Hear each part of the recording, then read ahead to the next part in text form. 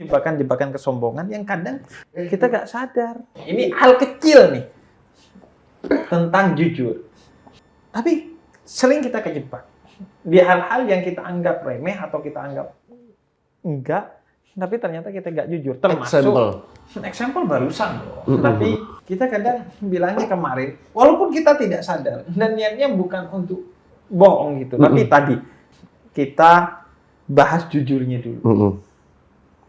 Dahsyatnya jujur, bahwa jujur itu adalah sifat utamanya Nabi Muhammad, itu udah pasti. Siddiq itu, jujur itu adalah sifat utamanya Nabi Muhammad dan orang-orang mulia yang mengitari Nabi Muhammad. Salah satunya Khalifah pertama Sayyidina Abu Bakar As-Siddiq. Jadi beliau itu terkenal karena kejujurannya, dan seorang pemimpin yang meneruskan kepemimpinan Nabi Muhammad itu bukan digelari dengan gelar keduniawiannya, bukan dengan rasnya, tapi dengan apa sifat unggul yang ada pada dia. Bukan Quraish-nya, bukan apa-apa, tapi As-Siddiq nih. Nah, kita tahu lah bahwa jujur itu utama. Enak, Beb. Jujur itu enak. Nah itu, tapi kita pengen tahu jujur itu pahit. Nah, jadi gimana kita yakin? Lu punya cerita nggak? Soal enggak kok jujur ya. Jujur itu ya. Buat aku pribadi, Beb. Nah. Menenangkan. Setelahnya. Ya. Dan Abi pernah dengar kan kisahnya Imam Syafi'i? Yang dari kecil dia dilatih jujur, nggak boleh bohong. Bahkan ketika ada seorang perampok mengatakan duitmu di kantong. Saking jujurnya beliau, sampai akhirnya ibu beliau menaruh kantong dalam bajunya. Ya. Ini kan dahsyat. Jujur itu benar-benar indah. Jujur itu membawa kenyamanan, kebahagiaan, ketenangan. Bagaimana kita bisa meyakini enak kok jujur? Contoh hal kecil deh. Kemarin aku sempat menyembunyikan sesuatu dari istriku. Ini tayangan ditonton istri. Nggak apa, dia tahu kok. Aman. Aku menyembunyikan sesuatu yang dia bilang, kamu nggak usah lakuin itu. Tapi aku lakukan. Oke. Agak ada mengganjal di hati. Pasti. Aku nggak punya konsep hidup, aku nggak mau hidupku gelisah. Aku harus hidupku tenang. Aku nggak mau hidup dengan kepura-puraan. Akhirnya aku bilang sama istriku, sayang, jangan marah, niatku baik kemarin. Akhirnya aku melangkah ini. Dia marah nih, mengeluapkan, kenapa sih kamu begini-begini? Ya, sorry. Tapi ini aku akan clearkan sendiri, urusannya begini-begini. Yaudah, kamu urus sendiri, kamu harusnya dengerin lah. Iya. Ada diskusi tidak jadi kemarahan, tapi membawa kebahagiaan dan ketenangan. Dan, apa ya, jujur itu buat aku pribadi, sesuatu yang menghantarkan kesejukan dalam hati. Karena bagaimana ibadah mau tenang? Mau gimana kita merasakan kenikmatannya dalam ibadah? Kalau hati kita nggak tenang. Betul. Jadi kalau pengen tenang, dekat sama Allah, maka jujurlah dengan keadaan, berdamailah dengan diri sendiri. Jangan memaksakan hawa nafsu kita, sementara kenyataannya tidak di pihak yang sama. Jadi emang sesuatu yang nyangkut apalagi di hati, di mulut aja gak enak. Itulah pentingnya jujur. Ya. Karena bohong itu pasti seperti selilit yang nyangkut di hati kita. Nah, kalau bohong itu adalah mungkin selilit 1 biji hari ini, besok nambah lagi. Karena lama-lama penuh dia. Ya. Pada akhirnya kalau kita menutupin kebohongan itu dengan kebohongan, mungkin terlihatnya kecil. Jangan sepele dengan dosa yang kecil, siapa tahu Allah murka karena itu. Ya. Dan jangan sepele dengan amal ibadah yang kecil, siapa tahu Allah ridho di situ. Jadi dengan dosa-dosa kecil jangan dibiasakan. Jangan tutupin kebohonganmu dengan kebohongan. Tutupi dengan kejujuran. Sakit, tapi itu menyembuhkan, tidak menyakitkan. Karena dia obat. Yes. Dan itu yang kedua yang mau gue highlight tuh. Keburukan kebohongan itu adalah dia harus ditutupi dengan kebohongan lagi. Yes. Dan terus begitu, dan karena itu dia akan menjadi dosa yang sangat besar yang kemudian membuat ruang gerak kita juga semakin sempit. Pasti dong. Sehingga kita kayak semakin diborgol, semakin kenceng dengan kebohongan dan kebohongan itu. Sehingga lama-lama kita nggak punya ruang gerak, dan akhirnya yang meledakkan itu adalah keadaan. Yang itu direstui oleh Allah, dan sakitnya itu minta ampun karena udah gede. Padahal kalau masih kecil, sakitnya Nggak sebenarnya. diampuni, ya kan? Nggak minta ampun, Iya, betul. diberi ampun. Nah, yang ketiga tuh, kalau menurut gue ya, karena bohong itu berarti kita kayak menyepelekan Allah. Karena kita nggak bisa bohong kok sama Allah. Sehingga kamu nggak malu sama Allah, tapi malu kepada manusia, dan kemudian kamu menutupinya dengan kebohongan. Kan berarti siapa sih yang lebih kamu muliakan? Pandangan manusia atau pandangan Allah gitu? Kalau menurut kamu, toh Allah tahu, sehingga aku kabarkan aja ke manusia, kan berarti kamu punya keimanan yang baik tuh dengan jujur. Tuh. Iya. Dan mereka lupa cara berpura-pura baik di hadapan Allah. Coba tanya ke diri kita masing-masing, kita bisa nggak sih pura-pura baik sama Allah? Kalau bisa sih hebat. Iya. Tapi Beb, aku mau nanya Beb, menurut antum nih Beb, mahal mana? Jujur atau mahal bohong? Mahal mana jujur dan bohong? Mahal bohong. Kenapa? Karena kalau jujur yang harus dibayar mentok berapapun, itu perkara-perkara yang sifatnya murah karena duniawi. Tapi kalau bohong, walaupun tidak kehilangan hal-hal yang sifatnya duniawi, kita kehilangan hal yang paling mahal di muka bumi ini, yaitu iman tadi. Hal-hal yang sifatnya ukhrawi, akhirat. Itu yang jangan tukar kejujuranmu dengan hal-hal yang murah. Yeah. Berarti boleh dengan hal-hal yang mahal kita berbohong. Boleh, tapi yang apa sih yang lebih mahal dari iman? Sehingga ya gak ada. Jujur, balik lagi ke jujur lagi. Ya. Tapi kan dalam Islam ada beberapa hal yang diperbolehkan untuk berbohong. Itu yang gue maksud tadi, ke istri tadi kan. Jadi Aku mau nanya sama Habib, Habib pernah nggak jujur sama istri, bilang sayang aku mau nikah lagi, pernah nggak? Saya gak punya perasaan itu, gak punya keinginan itu, gak punya visi itu. Jujur nih, hebat, salaman dong. Insya Allah. Serius. Jadi karena nggak ada ya udah. Atau gini, Beb, Habib pernah nggak? Tapi berbohong kepada istri, gue bukan cuma sekali, beberapa kali pun. Dalam berbagai hal. Misalnya ya, dalam soal kalau gue rasa istri yang mau belanja ini tidak baik. Kalau gue larang, repot nih, jadi cekcok nih. Maka gue bilang, gak punya duit. Terus... Tapi nggak takut jadi doa, Beb? Apa? Nggak takut jadi doa? Jadi doa gimana? Oh, jadi doa nggak punya duit beneran. Nah itu, karena gue yakin kebohongan kepada istri itu istilahnya kan white lie, kebohongan yang putih. Dan memang dalam Islam begitu. Iya, 3 jenis kebohongan tuh dalam peperangan ya, nggak mungkin. Wah, markas Anda di mana? Di sana. Sama dong. aja ya. Terus yang kedua dalam mendamaikan 2 orang yang sedang bertengkar. Dan yang ketiga adalah kepada pasangan. Dan ketiganya ini sebenarnya tidak bisa disebut bohong. Kepada istri atau suami disebutnya gombal kan, dan gombal. itu tanda cinta, iya kan? Bohongnya itu bohong gombal kan sebenarnya. Kamu lucu banget deh. Iya, gitu. kamu seperti rembulan, Rembulan mukanya tol. botol. Iya, makanya kamu seperti bintang, bohong kan pasti. Iya. Itu hanya untuk gombalan. Kalau dalam peperangan itu taktik kan. Iya. Kalau untuk mendamaikan orang lain itu ya siasat lah. Strategi ya. Strategi.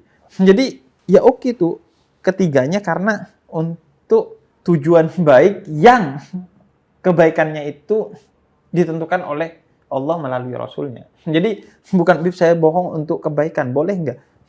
Belum tentu. Kalau Allah dan Rasulnya tidak merestui ya enggak. Dan Allah dan Rasulnya hanya merestui kebohongan di 3 Tiga hal ini. itu. Jadi itu kotaknya. Iya. Apa yang biasanya lo bohong sama istri? Ditanya gini, bah. Agak deg-degan aku ya. Coba ntar di mute Lo masa ya. lalu lu jujur nggak? Jujur lah. Tentang masa lalu lu. Jujur. Semuanya. Sampai dia nangis. Lo apa, Vi? Biasanya, Vi? Kalau gue pribadi, Beb ya. Dan kenapa gitu? Kenapa harus sampai bohong gitu? Sebenarnya gue pribadi nih. Aduh, jangan bilang bini gue ya. Gue tuh tipe orang yang nggak bisa denger teriakan, atau bukan teriakan ya, omelan. Bukan tipe kalau orang yang misalnya, kenapa sih gini harus gini. Gue tuh cukup gini, Bib.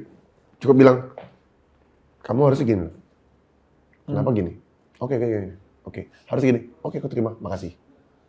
Iya. Nah, kadang-kadang bini gue alhamdulillah, untungnya dia begitu. Iya. Ya emang jodoh. Iya. Tapi kadang-kadang dia suka bilang, itu kan banyak dia bilang kenapa nggak dipakai. Jadi kayak, gue tuh suka helm. Oke. Helm. Jadi suatu hari ada acara motor lah ya. Acara motor dari pagi gue jebret. Ih, diskon nih. Oh. Di kepala gue, diskon. Di pikiran gue ketemu sama dia. Iya. Di pikiran gue, oh diskon nih. Wah, jadi. Berapa nggak? Iya plus diskon nih. Gue nggak bilang ini gue. Beli, jebret. Set, beli. Helmmu yang lama dibawa adik gue. Dek, duluan pulang. Oke, gue pulang nih. Set. Sampai ke rumah, helm baru kamu. Murah kok. Murah. Gue begitu kan. Murah kok. Berapa murahnya? Kamu tuh helmku banyak di. Iya sayang, maaf. Gue bilang. Nanti mubazir tadi hisap. Itu gue udah paling takut. Iya, gitu. iya. Ngomong gue takut gitu. Aduh. Iya sih, bener juga gitu. Tapi ini gue lagi nyari nih. Yang si Japanese style ini. Aduh, gue bilang. Gimana ya? Ada berapa murahnya? Sekian, gue bilang gitu. Buka sekarang. Ya ampun, sampai segitu. Nggak dicari harganya. Iya. Ini lebih murah, Bi. Oh. Dia tuh menyalahkan gue karena terlalu buru-buru. Relate banget nih. Ya kan? Iya. Sama kan kita? Enggak, bukan. Tapi kalau gue ini, waktu itu mau ngadain acara maulidan di kantor gue. Kemudian gue beli buah tuh kan, buat ditaruh di piring-piring nanti di tamu tuh. Nah, gue belinya di Pasar Induk Kramat Jati. Beli aja, seret. Dan kita udah ngerasa paling murah dong. Yo. Pasar Induk Kramat Jati. Yoi. Namanya aja Pasar Induk. Yoi. Udah pulang-pulang, istri ngeliat kan.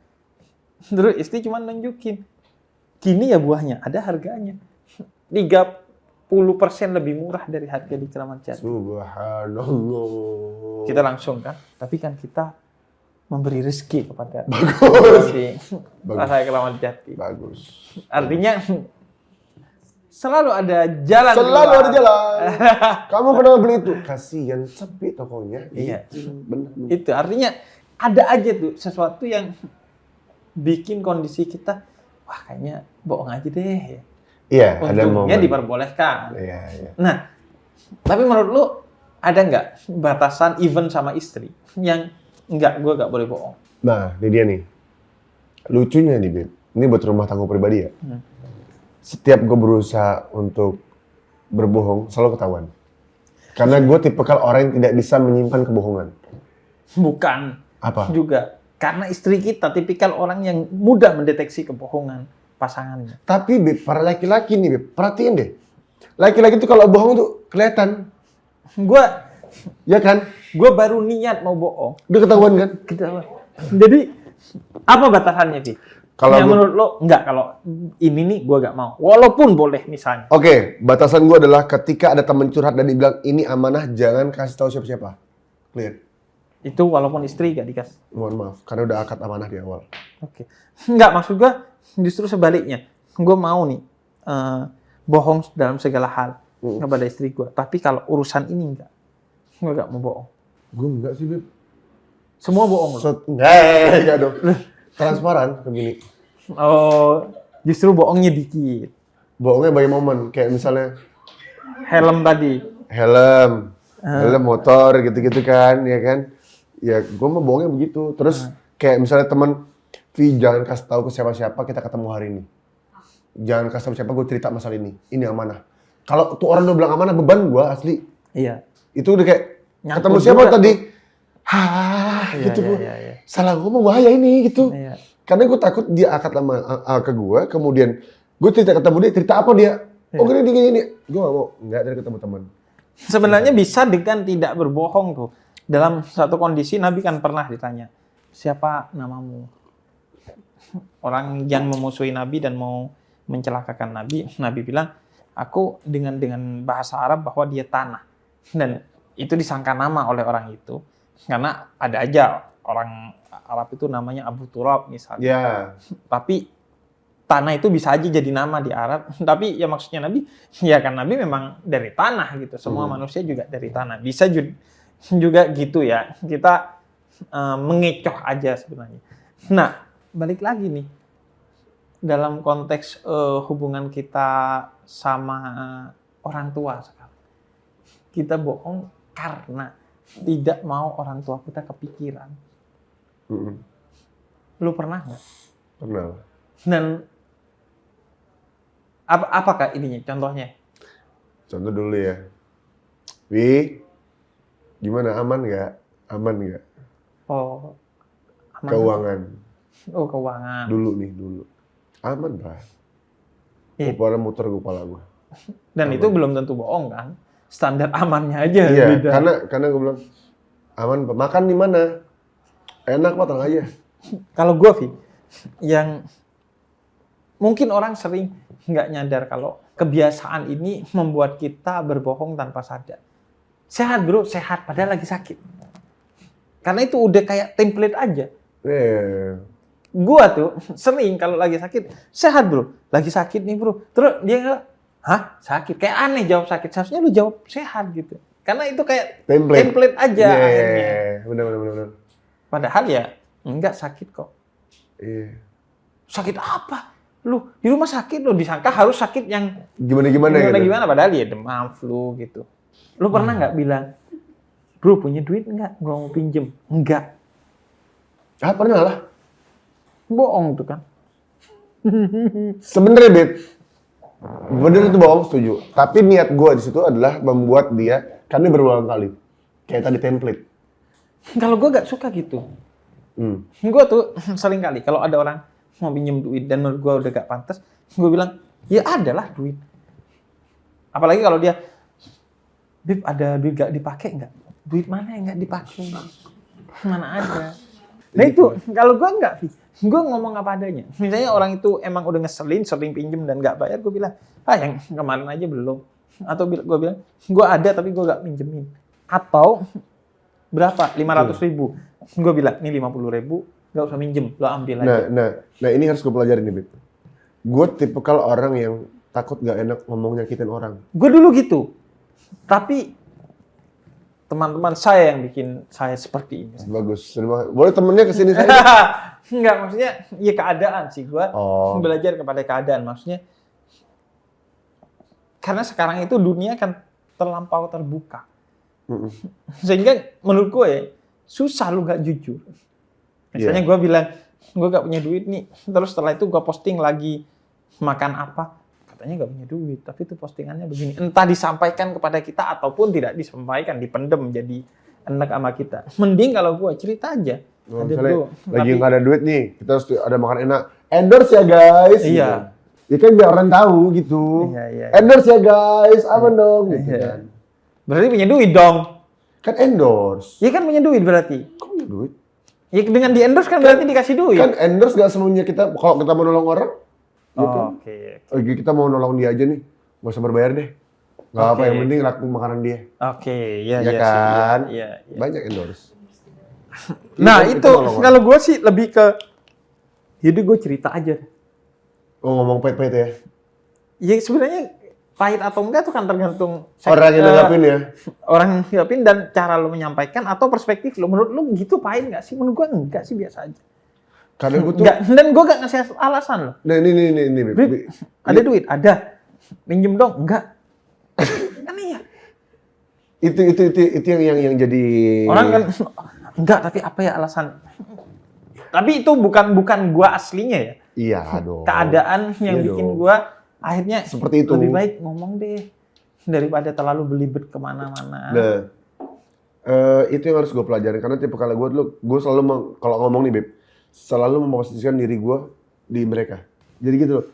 Kalau misalnya antum bilang tadi kayak bilang gue ada tapi nggak mau minjemin lu karena Pak Logi kemarin lu bayar, itu masih oke tuh Beb. Tapi gue tuh masih kepikiran. Gue kalau konteks kita memposisikan di posisi dia, gue justru keluar ucapan itu karena kita memposisikan di posisi dia. Kita tahu menyelamatkan dia berarti.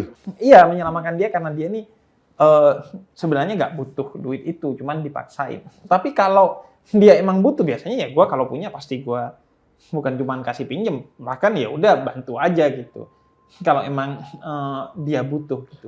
Tapi kan rata-rata ini konteksnya kita ngadepin orang yang sebenarnya utang jadi habit. Orang habitnya naik sepeda, naik motor, ini ngutang. Itu utang habit. Ada orang kemarin bilang, pinjam duit dong. Berapa gocap? Butuh nih BU, main slot. Judi. Ya. Nah kalau gitu, boleh nggak nih? Boleh nggak? Kemarin ngobrol sama Habib Jindan. Nggak ada ceritanya orang kaya karena judi. Pasti dong. Dan nggak ada ceritanya orang miskin karena sedekah. Udah itu. Nah, selesai. Cuman permasalahannya keindahan sedekah dibutuhkan oleh setan di mata mereka, Bib. Ya menurut mereka indah adalah slot, dan slot. Mereka lupa keindahan akan sedekah. Wa anfiqu mimma razaqnakum, infakkanlah rezeki yang Allah berikan kepada kalian. Mereka lupa itu, Bib. Nggak lupa sih sebenarnya. Tapi cuman emang karena dirinya udah dibutakan. Itu dia. Sehingga dan mungkin mereka tahu tuh, cuman ya nggak yakin aja akhirnya kan. Dan iya itu yang disebut iman kan, nggak ada imannya itu. Karena tahu, tapi nggak, masa Allah bakal ngasih 700 kali lipat seperti yang dijanjikan di Quran. Pas dia minjem gitu kali ya, langsung post note. Man rabbuka. Iya, gitu kali. iya. Man nabiyuka. Gitu ya. Iya. Enggak sih, belajar sekarang lebih ini. Lebih enjoy untuk jujur ke orang lain. Iya, itu belajar sih. Harus tuh. Apalagi kalau dulu kan kayaknya nggak ada hari kita nggak bohong ya. Apalagi di tengah keterbukaan komunikasi melalui handphone dong. Iya. Nah, kalau ke orang tua deh, tuh kayak yang ke orang tua. Kalau gue misalnya sehat, baik-baik aja kok, gue bilangnya begitu, walaupun gue sakit. Nah, Kan nggak bohong tuh. Tapi tuh. gue ngerasa baik-baik aja. Gue juga sering sehat, aman, kata aman. Aman. Man. Orang tua jawab 86. Yoi. Sehat, wi. Alhamdulillah aman. Siap. Yoi. Gue ngasih jawaban abu-abu kalau misalnya lagi sakit nih. Iya. Terus kemudian kalau lagi di jalan nih, gue tanya nih sama bini gue, kamu di jalan belum? OTW. Padahal baru jalan menuju motor. Kan Iya, OTW. OTW. Benar. OTW kan gue. Masalah dong. Ya kan gitu lah. Dan pelajarannya adalah tidak ada yang sempurna. Tidak ada yang sempurna dan Even kebaikan pun tidak ada yang sempurna. Yes. Pasti ada dikit-dikit riak, sombongnya, riaknya, atau apanya. Dan kita belajar untuk tidak menganggap buruk kebaikan yang belum sempurna. betul. Dan kita belajar untuk iri kepada kebaikan orang lain, bukan malah ngejulitin kebaikan orang lain. Bahwa, kok masih posting? Ya, kita kan nggak tahu postingannya atas dasar sedekah agar orang lain ikut juga atau atas dasar sombong. Udah gak bantu, julid lagi. Renungilah, syukurilah mereka yang sedang melangkah